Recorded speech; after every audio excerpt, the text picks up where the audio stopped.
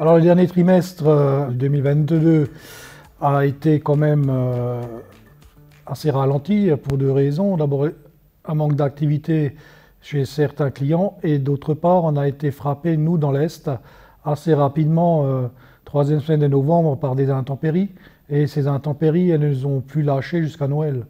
Donc on a quand même perdu du chiffre d'affaires à cause de ça. 2023, le premier trimestre semble être à peu près de même facture et de même qualité que 2022. Je pense que les projections sur la fin du mois de mars ne devraient pas être mauvaises. Par contre, les perspectives, là, c'est autre chose.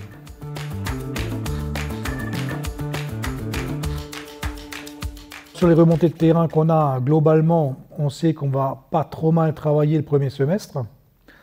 Mais on est quand même assez inquiet de voir ce qui va se passer le deuxième semestre. Cela dit, il semblerait qu'au niveau des prêts, il y a un assouplissement qui a été fait par les banques par rapport au taux d'usure. Automatiquement, ça veut dire que dans tout ce qui est investissement privé, notamment les lotissements, les terrains qui sont en attente d'être achetés vont trouver acquéreur. Et donc, on peut espérer quand même que peut-être pas tout de suite sur le troisième trimestre, mais peut-être au niveau du quatrième trimestre, on peut peut-être espérer une reprise de l'investissement privé.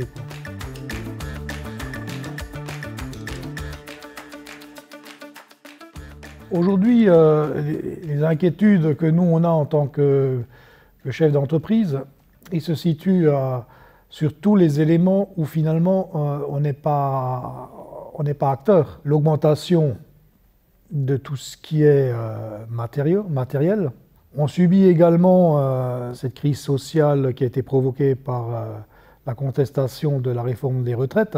Alors bien sûr, on n'est pas impacté directement, mais ça crée un état d'esprit dans le pays. On sait très bien que les gens se lancent dans des projets lorsqu'ils ont l'esprit tranquille, lorsqu'ils peuvent voir l'avenir.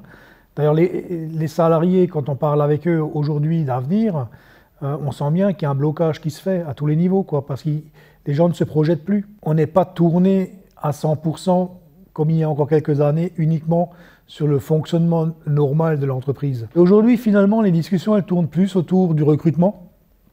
Alors le recrutement, c'est un vrai problème. C'est vraiment... moi, je vois actuellement, nous, notre entreprise, on est en phase de recrutement sur certains postes. On a un mal fou à recruter. Et quand on a recruté, c'est pas gagné, parce que la personne, elle ne reste pas systématiquement. Il y a aussi aujourd'hui des revendications salariales qui s'expriment et qui viennent se rajouter à d'autres coûts. Et on est toujours en train aujourd'hui de faire face à des problématiques qui handicapent sur la vision d'entrepreneur. En réalité, quand on se lance dans ce métier, on se lance parce qu'on a un esprit d'entrepreneur, on a envie d'investir, on a envie de faire des choses. Et aujourd'hui, c'est compliqué, je ne vous le dis pas.